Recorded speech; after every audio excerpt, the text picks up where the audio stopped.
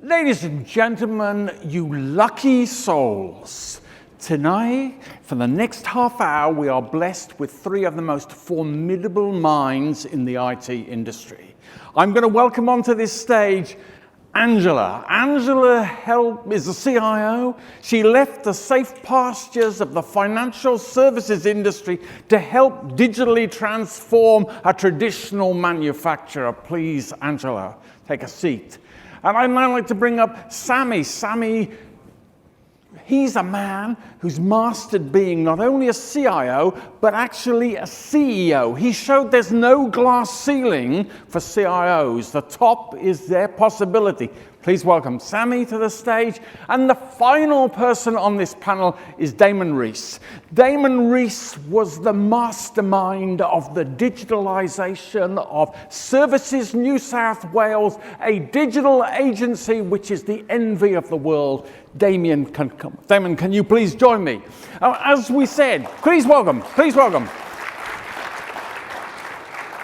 We're going to look at the CIO's role in driving growth and leading innovation. And what I'm going to start, the first question to you, and Angela, you're going to be the recipient of this question. We are talking here, CIOs have finite resources. They're under increasing pressure to do more with less. Everyone's woken up to the need to digitally transform the business. How then do you prioritize where you're going to get best bang for your buck? And I'm going to come to you, Damon, on this bit. You've got an ambitious executive who just know what they want to do. How do you harness that ambition, but also maybe manage it? So, Angela, when I interviewed you beforehand, you said prioritization is fundamentally a business issue, not an IT issue. So when we're prioritizing, it's not something we do alone, we do with others. Can you elaborate your thinking there? Yeah, absolutely. In thinking about it, at the end of the day, when we talk about what is it that we want to do, and having, in any organization I've worked at, it's always been a case of you've got more that you want to do than you can actually do in any one given year, or whatever the investment envelope is, etc. So at the end of the day, if you're wanting to get certain things done, it has to be both the business and technology working together to understand what is that level of, what are those priorities that you want to aim for, and what are therefore the outputs. It has to be commercially driven. It can't be, there are things in days gone by, there were always things that we in technology, and perhaps it was just me, where you would talk about things in terms of risk profiles. But I think the CIO of today needs to get beyond that risk profile discussion and be talking about it more in terms of, even in that risk, what is that commercial outcome? What is that commercial gain? And that is the prioritization piece. But you also said to me, you said that you've got to be part of the value chain. So you're saying that you're not a passive observer in this. You've got to actually be more of a forceful voice in contributing to that discussion. Yeah, absolutely. And I'm a firm believer of this, because at the end of the day, I think the days of working where we kind of work in a more hierarchical style, where, there's a business that faces into a customer, at the end of the day, we're all facing into the customer. And I talk about this very much in terms of, I have a security card that says Angela Anthony Dulux Group. It doesn't say Angela Anthony IT Dulux Group, and therefore I'm somewhere else in all of this, and marketing, or there's a part of the strategic business that's actually facing into the customer. I'm part of that value chain in order to get an end outcome. Okay. Okay, Damon, I'm going to bring you in, because you actually said you agreed that it's not IT's job to prioritize, but you said it is IT's job to orchestrate. You're the conductor of that orchestra. Can you give me your thinking there? Look, my view is IT, I think, are almost uniquely placed often to see across an organisation, and I think we have often a unique perspective on what it takes to enable outcomes for the organisation and its customers. And so, my encouragement, I don't think it's anyone's job, neither IT or business counterparts, in isolation to bring down the priorities from the mountain, but I do think technology professionals can have a very, very important and valuable voice in that, and I'd really encourage that. I also think that often there's many voices that do need to be brought to bear, and again, I think technology professionals are often best placed to bring those voices and to bring them out, and then help those groups of people make the best decisions that can be made. But orchestrating almost implies you're quietly there in the sort of background, sort of conducting people and telling them what to do, but you're not really prominent in playing that instrument. So how do you finesse that sort of, the need to sort of influence, but actually not be seen as the sort of the major general, I suppose? You know, I think there's a very important educating role there. I think, you know, in my experience, often you'll be driven to a very near-term set of priorities and outcomes. You know, I think one of the things that technology professionals are trained to do is think in terms of systems and think in terms of the long term, and understand that the choices that we're taking now are going to impact our choices in the long run.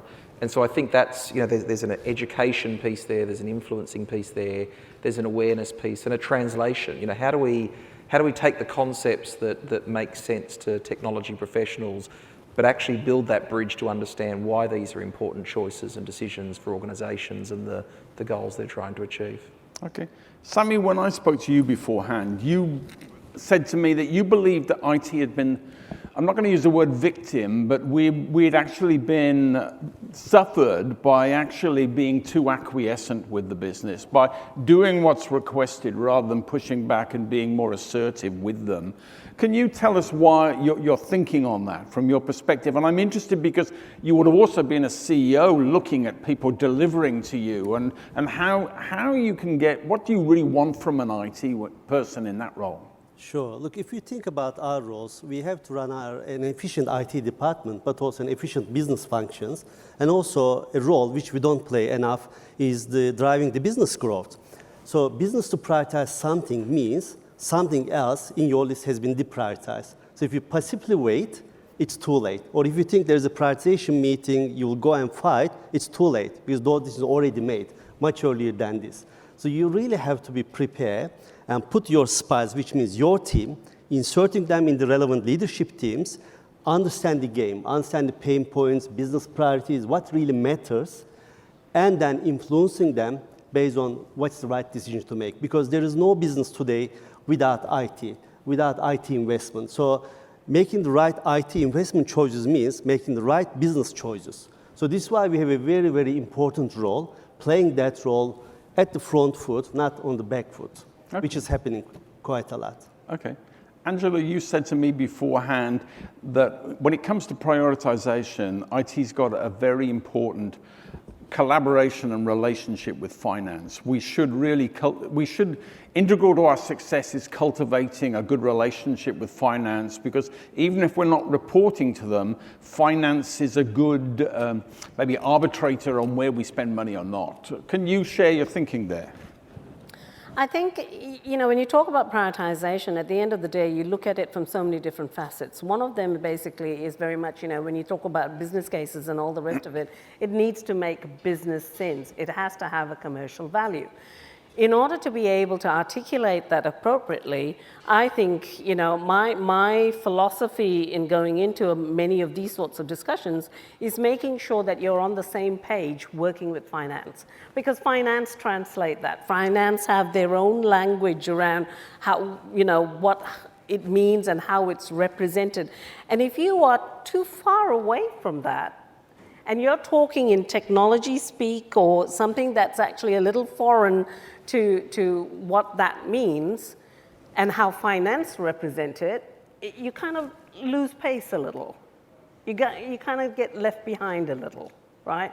So my view in this is, you know, go work with finance, make sure that, and if there are little things that need to be ironed out because you're not quite on the same page or their understanding of what it means in terms of, you know, and in this day and age, so much of it now is no more CapEx, it's all in OpEx, you know, everything. How do you make that business case hold?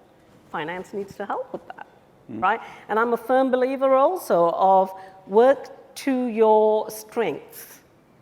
You know, we can't be everything to everyone. If you are the technology person and you've got a whole team that are the gurus in that space, let's use finance to be the gurus in their space and support and help us accordingly. Okay. Damon, one of the things that I queried with you before in preparing for this was, how do you work, when you're working for an ambitious CEO or somebody who's got a mind that can see the world and the possibilities and maybe not see the day-to-day challenges of realizing that ambition? How do you put some sort of grounded sense to the aspirations of a leader? And, you know, from your lived experience, how did you do that? Look, I think my first thought would be fantastic problem to have. Yeah. And I think much, much better than the alternative, which is maybe a leader that lacks that ambition. I've, I spent a lot of my time in the private sector, but more recently public sector, and worked very closely with Minister Dominello in the state. And if there's one thing that the minister's not short on, it is aspiration and ambition for our state, in a fantastic way, and I mean that genuinely. So, you know, I think the keys for us were a couple of things. To me, it's not about how do you ground that ambition. You know, for us, it's about how do we actually share that ambition and enable that ambition. I think that, that partnership comes down to the basics of trust. You know, we built trust with the minister and his office over a long period of time, both in our intentions and our integrity and our capability through our track record of delivery. And so that trust gave us influence. It had, gave us a voice. And our conversations weren't about dissuading or trying to temper ambition, but they were about opening up the conversation and thinking about the broader implications of choices, the broader set of choices that face us, thinking about the things we also need to be doing to enable us to not just hit this mountain, but to keep building the momentum for the subsequent ones. And that was a conversation of equals and a whole bunch of minds that came together to make the best decisions that could be made. So I'd run towards those people, not away from them, because that's where they're part of making great things happen. But they do need our help to understand actually what is it going to take and what's it going to take to sustain it and to keep building beyond that initial thing we're focused on. I'm curious before I bring in Sammy, because I can imagine public sector, there would be people there that think, oh, does he really know what's involved? You would have had people who would have been battle-hardened maybe from the realities of the public sector, and you've got to actually enthusiasm to go. How hard was it to bring your team on that journey towards really realizing that growth? Look, I think for me personally, when I came into the public sector, I was quite selective about what I chose to learn. You can reach to learn the barriers too early, I think, and in the public sector, a lot of them are imagined. I think there's a lot of perceived reasons around what can and can't happen that are folklore that have built up over the years. And when you really go prodding for the legislation or the rock solid barrier to prevent it, you don't often find it. And I think organisations like Service New South Wales show you can have extreme levels of performance within a public sector context. Yeah. Okay. Sammy, your talk to me was avoid being prescriptive about the answer to people's problems, be open-minded, be descriptive, and then evolve towards that thinking. How do you get people on that journey where they see the end game when it's sort of still iterative and evolving? Yeah. Look, if you think that you actually managing people and you are dealing with people, while we manage technology, in reality, most of the time, you deal with people, not technology itself. And there is a research showing that they identify the core skills missing in IT world, in IT departments, in terms of projects or BAU. There was 12 skills identified, and none of them technical. It starts with the business acumen, so the technology teams doesn't understand really business, the industry, the customers, what's happening over there, so they have no chance proactively joining the conversation and influencing. And second thing, you can guess that the simple things like communication, influencing, all these kind of starts. While we are great in technology and a lot of focus and training on technology, we keep ignoring these parts and we keep failing because of those gaps, starting with us, but also our teams as well. So probably this is the area in terms of influencing and getting the ideas along, or we proactively influencing the business, because we can learn business. It's very hard them to learn technology. Even they claim they know technology better than us, that reality is not like that, because they think only one piece, not end-to-end operations, then you have to deal with all the mess. So even you to try to get you out of trouble, you have to proactively fight for it. What are the right decisions? Or if you are investing this, actually you also need to consider X, Y, Z. But that means you need to speak the same language with them. Well, you said a point to me, this thing, IT and the business, we're all the business. And you made a point to me, IT people have got to stop thinking themselves as IT people. They've got to actually be business. Look, what is business? We are business. There is nobody actually than the IT people are businesses, because there is no business without a successful IT department or successful technology operations, really. So this is why we need to stop thinking that I'm passively waiting someone to come me and ask me doing something. I actually have a cool right, but also the responsibility to tell that where we should invest. It's nobody's money, it's customers' money, shareholders' money. That means I have a cool right, regardless of how the budget distributed. But that mindset shift requires end-to-end, because every single level this thinking and conversations happening in terms of prioritizing where to invest and what to do next. Demi, can I come in to following what Sami is saying there about the idea of value creation, you know, and the CIO creating value in the organization?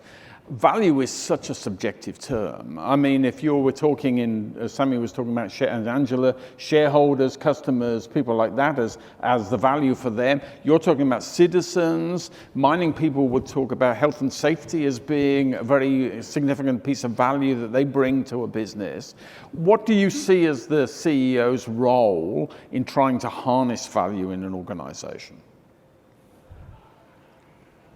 I think the CEO's got a number of roles that I think can exist in different parts of the organisation, but it may be uniquely or most done for the CEO. I always thought about the role as, firstly being the keeper of the vision, and so I think when it comes to value, being able to propagate and share and enable everyone to kind of engage and grasp and care about that same concept of value. And I think, the CEO ultimately is the most influential person when it comes to setting the tone of an organisation. And there's a real powerful combination there, keeper of the vision and setter of the tone. And that's where, when they're done well, everyone in that organisation knows what value is for that team, that organisation they're part of, and feels the engagement and the empowerment to pursue it, I think. And yet, a lot of the work that you did, and I'll go back to your Services New South Wales experience, if you don't mind, because you delighted a lot of citizens with what those systems can do for people. But you wouldn't put my happiness, how do you measure my happiness on some sort of, maybe an NPS score or something like that. But there are some things which are intangible, which represent value. There are, and incidentally, we do measure those things. Okay. But I, go back to the start of Service New South Wales. Why were we created? I actually think we're in the business of trust. And so when you think about the intangible things, or the things that are more difficult to measure, but arguably are more important than anything else, for us it was things like trust. And so, sometimes we needed to think about, what do we think are the key drivers and influences and lead indicators to that, and sometimes we needed to find other ways to do it, but always looking beyond our measurement. Yes, you gave us a thumbs up, yes, you were happy, but actually there was more effort in that experience than there needed to be, or actually, we know we didn't quite get the outcome that you needed, even if the experience was great, and so not limiting ourselves to the metrics. Our customer satisfaction runs at 98%. In Service New South Wales, which means it's a really dangerous statistic to focus on, because you can get very, very complacent, and it can hide a whole lot of things. And whilst the average is great, if you're an Indigenous family on the outskirts of Moree without your own transport, it's not as great for you, Yeah. And so, making sure you can always see value in a very, very precise way, I guess, is the other. Yeah, it's ongoing. You've got to constantly look for how can we do more. That's right. Yeah. But Angela, your point to me is we should see technology as a differentiator, how it enables an organization to stand out from others. And I was curious for you, because I would see Dulux is a long-established brand, very traditional organization. I suspect people who've been there for 20 or 30 years, so don't tell me how to do my job, I know what's going on, sort of mindset that you encountered. How does technology be a differentiator? How do you win that argument with them that that's value? So it's an interesting question, I think, because of the fact that, as you have just mentioned, Dulux is a long-standing organization. Lots of people who've been in the organization for a long time. We see ourselves as a sales and marketing organization, but a heavy, the engine that drives it is basically manufacturing, right? So I think of my role coming into the organization as how do we therefore then talk in terms to the business in terms of what can we achieve that is for the greater good for the organization.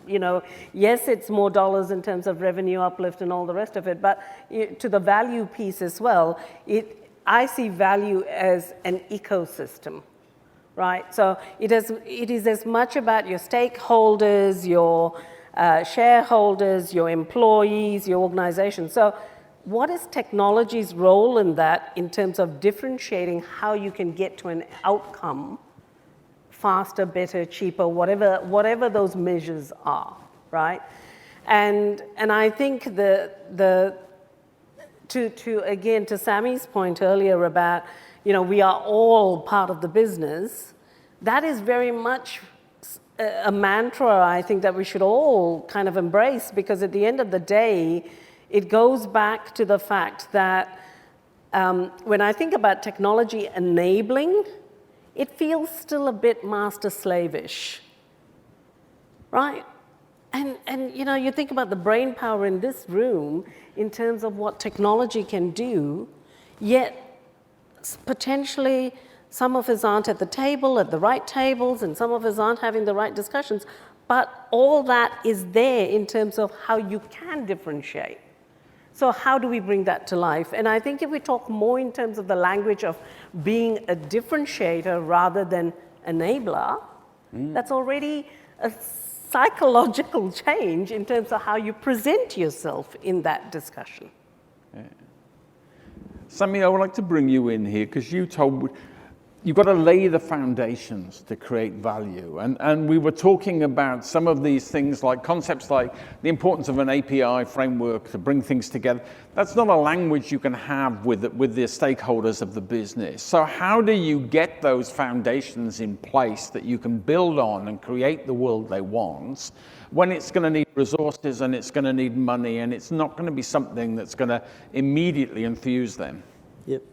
I think unless you have a common criteria, it's very hard to agree what's important or relatively more important than others. And what happens most of the time, it turns an emotional discussion rather than a realistic, rational discussion. And your question to Damon, actually, previous to like CEO's responsibility, actually getting that framework in place, everyone understand it, and no more debate on that. Like Angela mentioned that the financial value, what's the business impact on the customer, etc. So once you're able to define that, then no emotions. It's very crystal clear based on the purpose of the company. This is important based on these reasons. And you have to be able to calculate that. Because if you look at, like, let's say, cyber risk. Okay, if this happens, the whole world will collapse and we're all dying. Okay, what about next? Yes, we're all dying again. This, we're all dying. Then you end up with, okay, what we can afford, this. All right, let's do these things and forget the rest of it. This is what's happening. Even we laughed at, this is what's happening in reality. So I think this is why we should really push for a common framework and prioritize across the organization. Whereas in reality, what's happening? Department A has a budget, so they prioritize by themselves. Actually, their number 2 should be maybe bottom on the list if you think the whole organization. But it doesn't work because we think it's their money.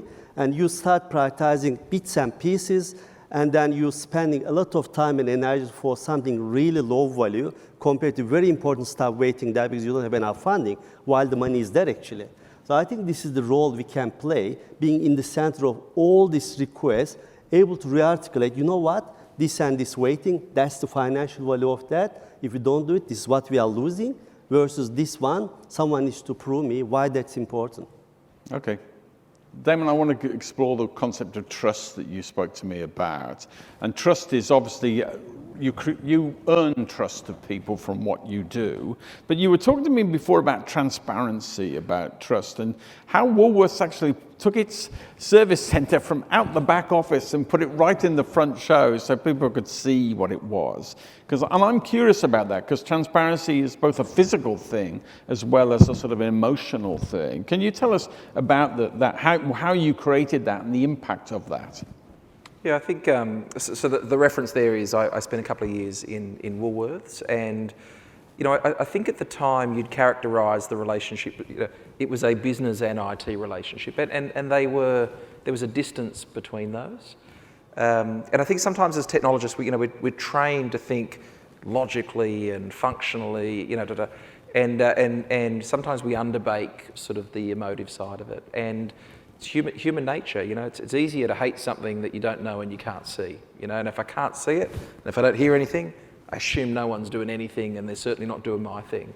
And so, we created the tech centre. We found a wonderful central high trafficked area in the middle of the Bella Vista support office for Woolworths. We set up this tech centre. I think maybe Apple were doing their thing at the time, or maybe we were around the same time. And our mantra was, ask us anything. We're here to help.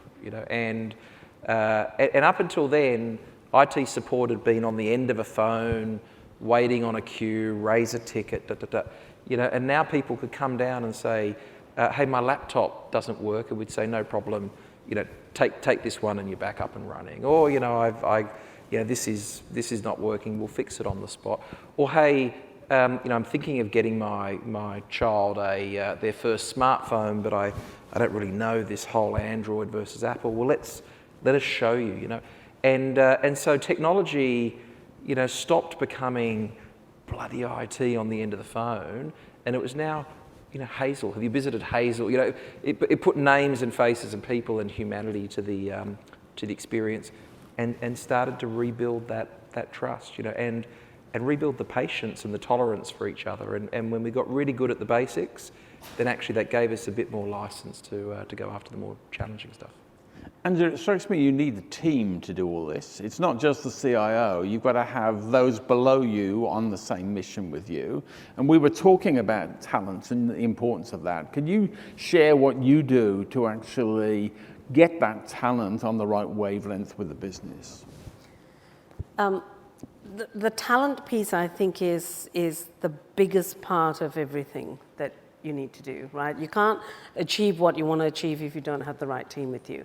And so a lot of building that right talent is, firstly, I think, having people, particularly at your LT group, that actually understand the business, that can talk to the business in terms of, as I've said previously, in terms of understanding commercially, and not just, even your head of IT ops or your GM of IT ops, right? They need to understand what it is that they're doing that is adding value to the organization or giving a commercial outcome of some description. So you need to kind of build that kind of thinking within your technology leaders, who then want to do the same with the rest of the teams, right? Okay. So if you don't do that, then you have this kind of divide in between, where technology people speak in a particular language and the business speak in a different language. Sammy, I'm going to give you the final word, and I want you to tell us the tale of steering the ship. Because a lot of the challenge in value is their immediate challenge is there's a goal to get to, and it's all about steering the ship. And I thought it was a wonderful analogy, so could you share it with the audience? Sure. We were discussing a couple of weeks ago with Peter in terms of how to balance with the strategic direction versus immediate noise and problem. And he asked me how to navigate it. I said, I think we should think like a captain on a ship. So you have a certain destination, you know that you have to go there. But if you blindly keep going the same direction, you might be hitting like iceberg or rocks, etc. But if you too much focus on those rocks and the things, you end up with somewhere that's not intended. So that's the art, being aware of these things. And when you divert, you know that it's an intentional diversion, but you will return back because you know where you are going on. So it requires clarity. Everybody knows where we are going on. Everybody heads up not just down, so that you are not hitting those rocks. I think that's the art on top of the science part of it. And I just want to add what Angela mentioned, which is very important. You mentioned that. I think we need to ask ourselves, am I the leader people want to work for me? Am I the people striving, people want to spend time with me, learning from me? And am I the one creating an environment, people happily working there? They wake up with the excitement because there's no abuse, no discrimination, no, you name it, whatever it is. And it's your personal responsibility. Because those people rely on you as a leader, and you are the only one can change it. And without creating that right environment, you can expect this really smart, brilliant people delivering that. And you desperately need it.